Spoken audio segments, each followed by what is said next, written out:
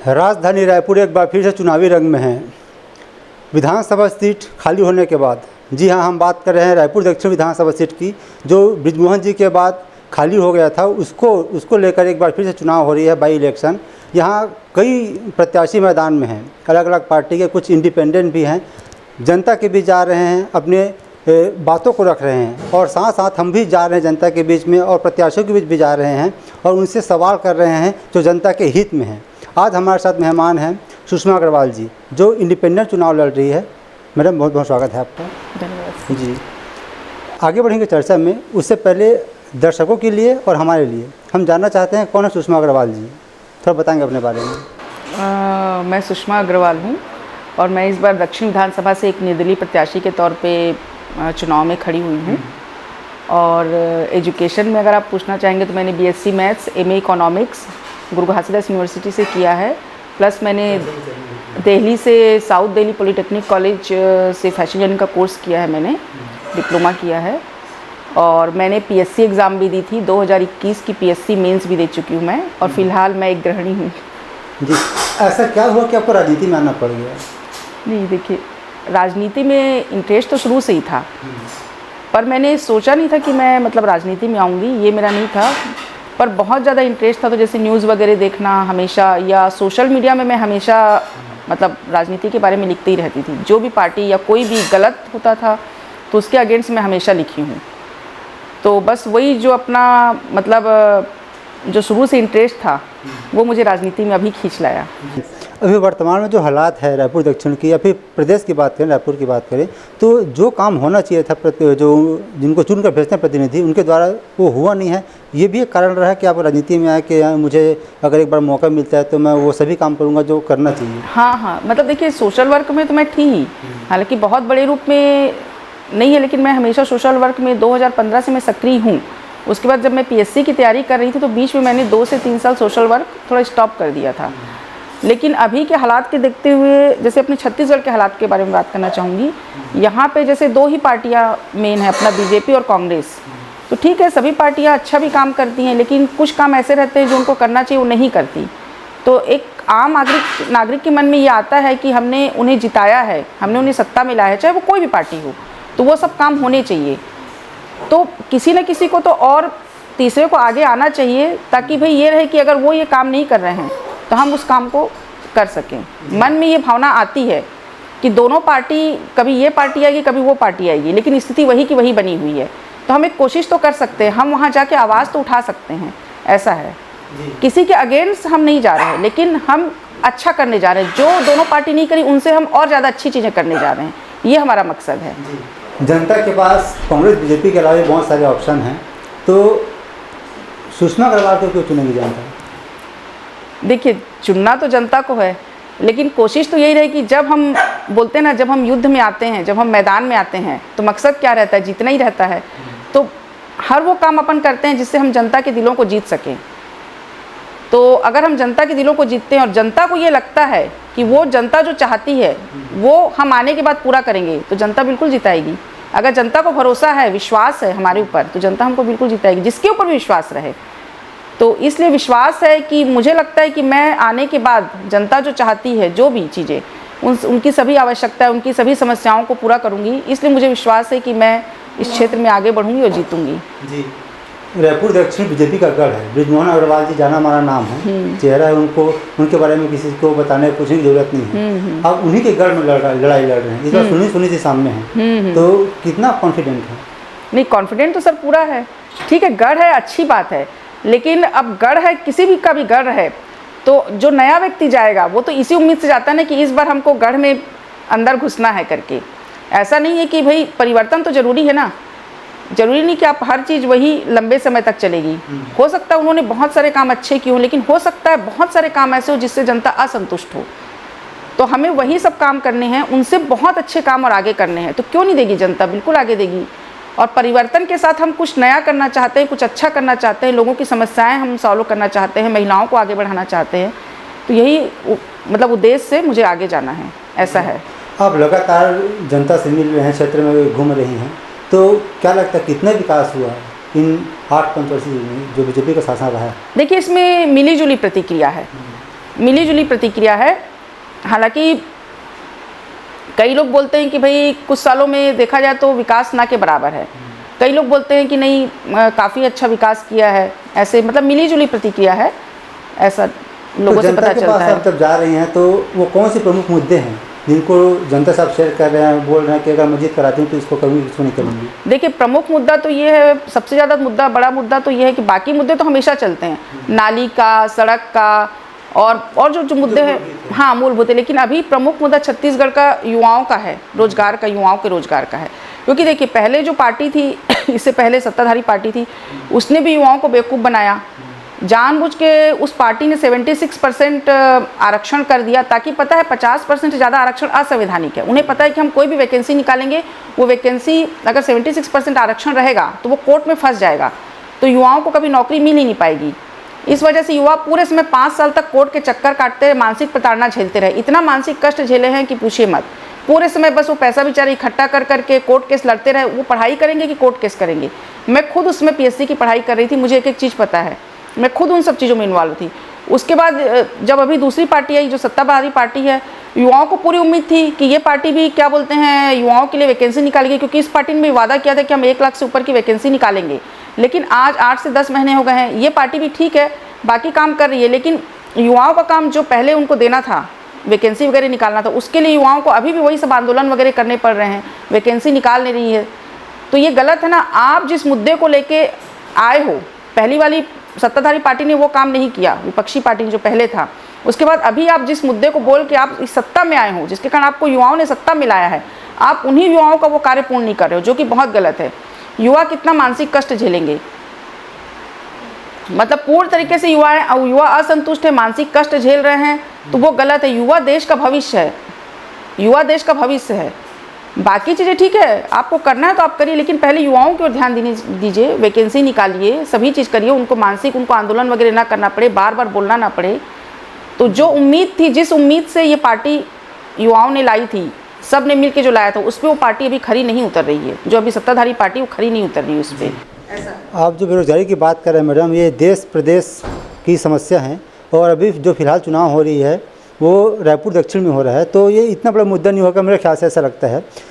फिर भी जैसे आप पहली बार चुनाव लड़ रहे हैं, इंडिपेंडेंट है, तो बड़ा मुद्दे को ना उठाकर जो राष्ट्रीय फिर जो प्रदेश स्तर का है, लोकल मुद्दे उठा रहे होंगे, तो उसमें कैसा प्रतिक्रिया आपको मिल रहा है? नहीं, देखिए, मैं तो अभी इस फील्ड में एकदम नहीं हूँ, ठीक है। मेरी तो देखिए यही कोशिश रहेगी कि मैं अगर जाऊँ उस क्षेत्र में, कभी जीत के, अगर मैं जीत जाती उस क्षेत्र में जाऊँ, तो उस क्षेत्र की जो भी समस्याएं हैं, सिर्फ एक मुद्दा नहीं है, जो भी समस्याएं हैं, जाने के बाद, चाहे वो महिलाओं से रिलेटेड हो, चाहे वो पुरुष से रिलेटेड हो, चाहे वो युवाओं से रिलेटेड हो, कोई भी समस्याएं हो, चाहे घर की समस्या हो, चाहे सड़क की समस्या हो, कोई भी मूलभूत समस्याएं जो भी रहेगी, मेरी पूरी कोशिश रहेगी कि मैं उन्हीं सब समस्याओं को सॉल्व करूँ। इसीलिए मैं जा रही हूँ। जी, क्या जब आप चुनाव नामांकन भरने के बाद कोई पार्टी आपको अप्रोच किए हैं? नहीं, मुझे कोई पार्टी अप्रोच नहीं की। मेरा किसी भी पार्टी से कोई लिंक नहीं है, मैं स्पष्ट कर देना चाहती हूँ। मैं अपने निर्दलीय खड़े हो रही हूँ, ना ही किसी पार्टी ने मुझे खड़ा किया है, ना ही किसी पार्टी से मेरा कोई कनेक्ट है, ना ही इससे पहले मैं किसी पार्टी में थी, ये वाली बात। तो फिर जनता आपके ऊपर विश्वास कैसे करेंगी? आप पहली बार चुनाव लड़ रहे हैं, नया नया चेहरा हैं, जनता के बीच जा रहे हैं। इसीलिए तो विश्वास करेगी ना, क्योंकि नया चेहरा और पहली बार। क्योंकि बाकी पार्टियाँ तो इतने सालों से लड़ी, जनता उनका काम देख चुकी है, जनता खुद समझदार है भाई। आज इतने सालों से जनता देख ही रही है, 30-35 साल से, और जो भी पार्टी अभी है वहाँ पे सब जनता देख रही है। तो जनता वही तो चाहती है ना कि उनकी जो समस्याएं हैं, जो वो पार्टियां नहीं कर पाई, वो मैं आने के बाद करना चाहूँगी। इसलिए जनता बिल्कुल विश्वास करेगी, और मुझे पूरा यकीन है कि मुझे वोट देगी जनता, और जनता मुझ पर विश्वास करके मुझे जिताएगी। जी, आपके सामने जो प्रतिद्वंदी हैं वो बहुत कद्दावर हैं, जाने माने चेहरे हैं। सुनील सोनी जी भारतीय जनता पार्टी की ओर से प्रत्याशी हैं, और आकाश शर्मा कांग्रेस की ओर से हैं। तो जब अपने आप को देखते हैं हम चुनावी मैदान में, तो कितना अपने आप को मजबूत समझती हैं? मैं तो अपने आप को पूरा मजबूत समझती हूँ सर। जितने मजबूत हैं वो अपनी जगह मजबूत है, मैं अपने आप को उनसे भी ज़्यादा मजबूत समझती हूँ। तभी मैं इस फील्ड में आई हूँ, इस क्षेत्र में।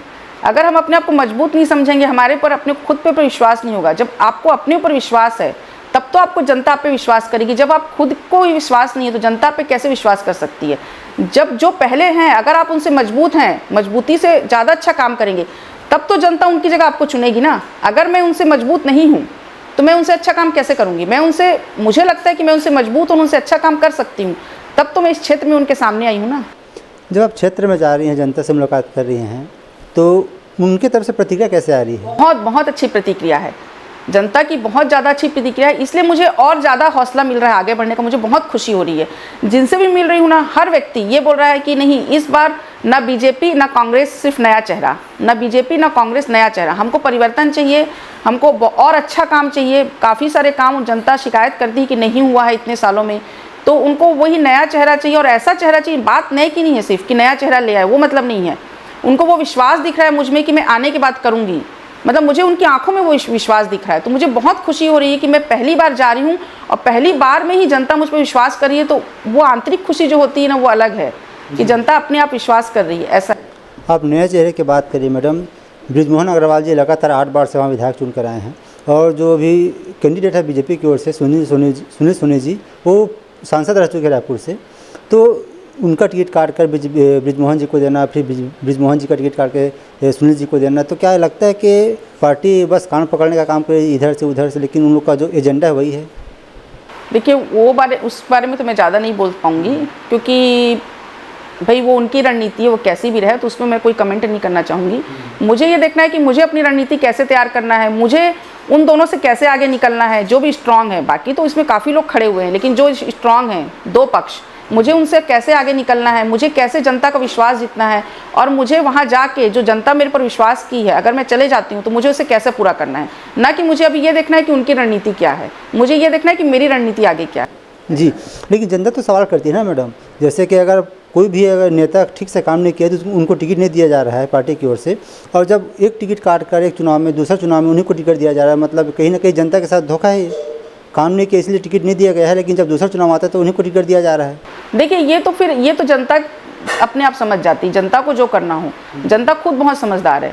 तो इस बात को भी आप जनता के बीच रखते हैं? नहीं, मैं बिल्कुल नहीं रखती, वो जनता खुद समझदार है। मैं जनता के बीच ये रखती हूँ कि आपकी क्या समस्या है वो आप मुझे बताइए, मैं वहाँ जाके पूरी करूँगी। मैं इसीलिए आई हूँ इस फील्ड में। वो जनता खुद समझदार है कि उसे किसे वोट देना है, किसे नहीं देना है, किसने किसका टिकट काटा, किसने नहीं काटा, वो सब जनता खुद जानती है। मैं ये सब समस्याएं जनता के सामने नहीं रखती, क्योंकि मैंने क्या कहा, ये मेरा काम अपनी रणनीति बताना है, मुझे क्या करना है आगे, न कि मुझे ये बताना है कि सामने वाले ने क्या किया। मैंने एक बार भी उनके सामने ये चीज़ें नहीं रखी। चुनाव का मतलब होता है मनी पावर और मैन पावर। बिना पैसे का कोई भी चुनाव जीतना भी अभी के समय में संभव नहीं है। तो अपने आप को कहाँ देखते हैं आप? देखिए, ऐसा नहीं है कि बिना पैसे के, पैसे तो लगेगा ही भाई। आप कोई भी चीज़ आप करोगे, आप पम्पलेट भी छपवाओगे तो पैसा लगेगा, है ना, आप बैनर पोस्टर लगवाओगे तो पैसा लगेगा, तो पैसा तो लगना ही है। तो ऐसा कुछ नहीं है, जिस हिसाब से अपने को लगता है कि अपने को इतना पैसा यहाँ पे लगना है, उस हिसाब से। आपके विरोधी तो पानी पैसे की तरह पैसे को पानी की तरह बहा रहे हैं, और जब अपने आप को देखते हैं कि मेरे पास लोगों की संख्या कम है या फिर इतना रिसोर्सेज नहीं है जिनका मैं उपयोग करके मैं चुनाव में कुछ बेहतर कर सकता हूँ, तब कैसे लगता है? एक्चुअली होता क्या है, जो चीज़ें, जो सफलता हमें धीरे धीरे मिलती है वो लंबे समय तक रहती है। ये वाली बात है। आपको अगर जनता का दिल जीतना है, आप काम करना है, आप धीरे धीरे ही आगे बढ़ोगे, ना कि आप सामने वाले को देख के, आप ऐसा नहीं कि सामने वाला वो कर रहा है तो हमको एकदम उससे आगे जाके वैसा करना है, ऐसा नहीं है। अपने अनुसार, अपने बजट में अपन हर चीज़ अच्छे से किया जा सकता है, ऐसा नहीं है। बजट एक आप बना के काफ़ी अच्छे तरीके से आप चुनाव लड़ सकते हैं। पैसा लगेगा, मैं मानती हूँ, लेकिन ज़रूरी नहीं कि आप पानी की तरह पैसा बहाएं। एक बजट होता है, उस बजट के अंदर आप कर सकते हैं। जैसे आप नए प्रत्याशी हैं, मान लो, तो आप 4 जगह फ़ोन कर सकते हैं, भाई यहाँ पे ये चीज़ सस्ती है, यहाँ पे ये चीज़ कम है। आपको थोड़ी मेहनत करनी पड़ेगी, ऐसा रहता है। मेहनत के ऊपर है, कॉन्टेक्ट्स के ऊपर है, पता कर करके आप कम बजट में आराम से चुनाव लड़ सकते हैं। 1 महीने का समय क्या पर्याप्त है नए जो पहली बार चुनाव लड़ रहे हैं? मैं भी नहीं, बस यही चीज़ मैं बोलना चाहती हूँ। यहाँ पे मुझे लगा कि 4 दिन दिवाली में चले गए, मेन उस समय था। जैसे उस समय भाई पॉम्पलेट वगैरह नहीं छप पाए, बैनर पोस्टर नहीं बन पाए, उसके बाद समय बचा कहाँ, सिर्फ 6 दिन। तो मैं निर्वाचन आयोग के लिए कहना चाहूँगी कि बाकी पार्टियां जो जमी हुई, उन्हें तो कोई दिक्कत नहीं, उनके तो सब सेट है, वकील सेट है, सारी एजेंसियां सेट है, बस एक फ़ोन करना है तो हो जाता है। लेकिन जो नया व्यक्ति आया है उसके लिए तो ये इतनी जटिल प्रक्रिया है कि वो उन्हीं में उलझ के रह जाता है। मतलब काफ़ी चीज़ें भरते रहो, रोज़ का वही काम है। तो निर्वाचन आयोग को कभी भी अगर चुनाव कराएं तो कम से कम 1 महीना का समय दें, क्योंकि नए व्यक्ति के लिए काफ़ी बहुत ज़्यादा जटिल कठिन प्रक्रिया। इवन अगर वो अपना वकील भी कर लेता है, अपना एजेंट भी कर लेता है, तो भी वो पूरे समय मतलब इन्हीं सब चीज़ों में रहता है, कहाँ पे साइन करना है, क्या चीज़ भेजना है, क्या चीज़ करना है। तो ये प्रक्रिया काफ़ी जटिल है चुनाव की। जो नए लोग हैं तो थोड़ा सा समय और देना चाहिए। क्या वो उसी में उलझे रहेंगे तो वो प्रचार कब करेंगे अपना, ये दिक्कत आ रही है। चुनाव आयोग द्वारा 40 लाख रुपए मैक्सिमम जो अमाउंट है वो फिक्स किया गया है। क्या आपको लगता है कि कोई भी प्रत्याशी जो थोड़ा सक्षम है इतने अंदर में अपना चुनाव निपटा लेते हैं? हाँ, 40 लाख तो बहुत ज़्यादा है। 40 लाख तो बहुत ज़्यादा है, उससे काफ़ी कम में आप चुनाव निपटा सकते हैं, कोई दिक्कत नहीं है। कई पार्टियों में जैसा न्यूज़ निकल के सामने आती है कि 16 करोड़ 15 करोड़ इतना भी खर्च होता है, तो कि 40 लाख रुपए क्या चुनाव मैंने आयोग को आपको इसमें कहा, काम मैंने करना आपको चाहिए? क्या कहा, बार बार मुझसे वही क्वेश्चन कर रहे हैं। मैंने आपको, आप मुझे उसी क्वेश्चन में उलझा रहे हैं। मैंने आपको पहले ही स्पष्ट कर दिया, अपना अपना बजट होता है। आपका बजट है, चाहे आप 1 लाख में चुनाव लड़ो, चाहे आप 10 लाख में चुनाव लड़ो, चाहे आप 40 लाख में चुनाव लड़ो, चाहे आप 40 करोड़ में चुनाव लड़ो। ये अपना अपना बजट होता है। और मेन क्या है, आप जनता के दिलों को कैसे जीतते हैं, ये बजट है। आप पैदल जा के भी आप कर सकते हैं, अगर आपके पास इतना पैसा नहीं है, आप एक एक घर जाके भी आप अपनी जनता से बात कर सकते हैं। तो ये मैंने कहा सबका अपना अपना बजट होता है, इसमें कोई मेरा सवाल ये था मैडम, जैसे कि चुनाव आयोग ये डिक्लेयर कर चुका है कि 40 लाख के भीतर ही चुनाव लड़ सकते हैं कैंडिडेट, लेकिन हम देखते हैं कि 40 लाख रुपए बहुत कम है उम्मीदवार के लिए, वो करोड़ों रुपए खर्चा करते हैं। तो इस पर चुनाव आयोग की निगरानी करना चाहिए, कार्रवाई करना चाहिए, जो नहीं हो रही है, इसके ऊपर पूछ रहा हूँ मैं। देखिए वो तो चुनाव आयोग का काम है, तो उनको कार्रवाई करना चाहिए। देखिए वो तो उनका काम है, उनको पता है क्या करना चाहिए क्या नहीं करना चाहिए। तो वो उनको जो काम है वो अपना करते होंगे, वो तो उनका काम है, वो अपने तरीके से करते होंगे। क्यों नहीं करेंगे भाई, उनको जिम्मेदारी सौंपी गई तो वो करेंगे ही ना। क्योंकि मुझे लगता है कि अभी वो एक एक चीज़ तो देख ही रहे हैं, पूरा निगरानी में है ही, तो वो करते होंगे अपना काम।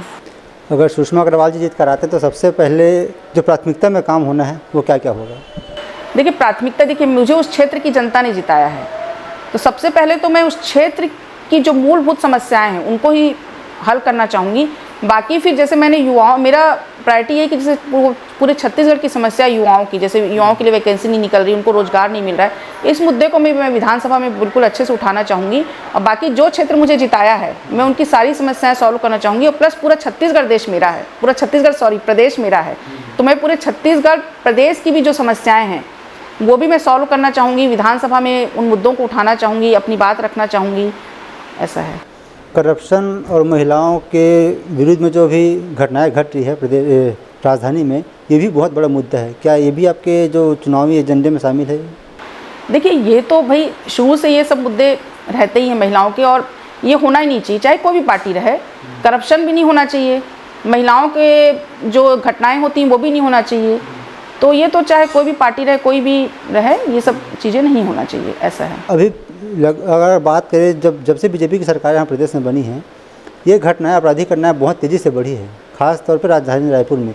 तो कहीं ना कहीं क्या आपको लगता है कि ये भी राजनीतिक मुद्दा हो सकता है चुनाव को लेकर? नहीं, मुझे नहीं लगता कि ये कोई राजनीतिक मुद्दा, मेरे लिए तो बिल्कुल भी राजनीतिक मुद्दा नहीं है। क्योंकि देखिए घटनाएं, ऐसा नहीं है कि, ठीक है घटनाएं तो पहले भी होती थी, ऐसा नहीं है, हर जगह तो पूरे देश में होती, चाहे कोई भी पार्टी रहे। ठीक है 5 घटना की जगह कई बार 7 घटना हो जाती है, ऐसा वाला रहता है। तो घटना के लिए कोई कुछ कर नहीं सकता। हाँ ये है, कोशिश पार्टी को करनी चाहिए जब आप इस सत्ता में आए हो कि घटनाएं भाई कम से कम हो।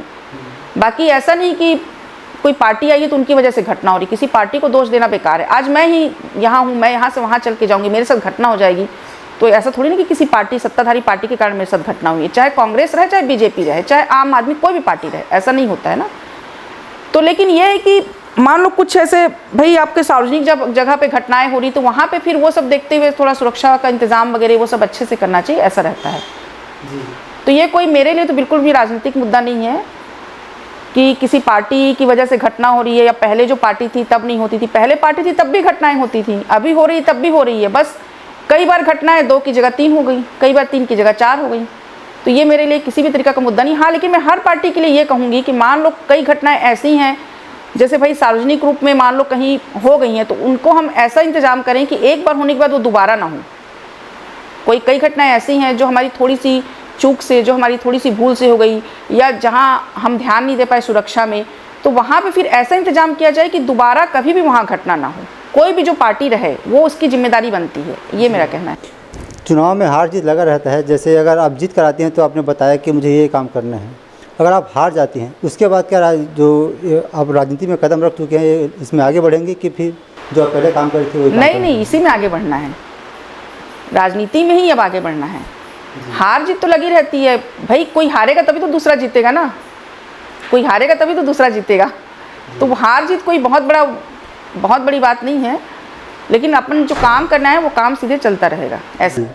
बहुत धन्यवाद मैडम, आप हमारे साथ जुड़े, अपना अनुभव शेयर किए, अब क्या काम करना चाहते हैं आप, अगर जीत कर आती हैं तो उसको भी साझा किए। हमारे माध्यम से कुछ जनता को संदेश देना चाहेंगे चुनाव के समय? देखिए, मैं तो अभी बस ये अब दक्षिण की जनता से ये कहना चाहूँगी कि मेरे ऊपर विश्वास करके और मुझे जिताएं, मुझे अधिक से अधिक वोट दें, ताकि मैं आपकी जितनी भी समस्याएं हैं सब हल कर सकूं। छत्तीसगढ़ प्रदेश में जो भी समस्याएं हैं वो भी मैं पूरी हल करने की कोशिश करूंगी। इवन मेरे भारत देश की जो भी समस्याएं, मैं तो पहले एक गृहिणी थी, फिर मैं हमेशा से सोशल मीडिया में लिखते रही हूँ, जो भी समस्या रही, जो भी हल हुआ, मतलब आज से नहीं, मैं कम से कम 10 साल से मतलब सोशल मीडिया में लिख रही हूँ। ऐसा नहीं है कि मैं अचानक से इसमें आ गई हूँ, ऐसा नहीं है। मैं अपने स्तर पे हमेशा कोशिश करती हूँ भाई, ठीक है मैं लिख रही हूँ तो उसको कम से कम, ठीक है पूरे लोग नहीं पढ़े, 5000-6000 लोग तो उसको पढ़ेंगे ना। तो मैंने हमेशा लोगों को जागरूक करने का प्रयास किया है, चाहे जब भी गलत हुआ हो या जब भी मुझे लगता है कि लोगों को इसमें जागरूक करना चाहिए, तो मैं हमेशा सक्रिय रही हूँ। 10 साल से मैं सक्रिय हूँ। तो ऐसा नहीं कि मैं हारने के बाद भी मैं सक्रिय रहूँगी, हमेशा लोगों को जागरूक करते रहूँगी, हमेशा मैं गलत का विरोध करते रहूँगी। बस मेरा यही उद्देश्य है, और वो हमेशा अंतिम सांस तक चलता रहेगा। अगर मैं राजनीति में रही तब भी, राजनीति में मैं नहीं रही तब भी, जो मैं लोगों के लिए करना चाहती हूँ जागरूक, वो मैं अपनी आखिरी सांस तक लोगों को करते रहूँगी। तो आप सुन रहे थे सुषमा अग्रवाल जी को, निर्दलीय प्रत्याशी हैं।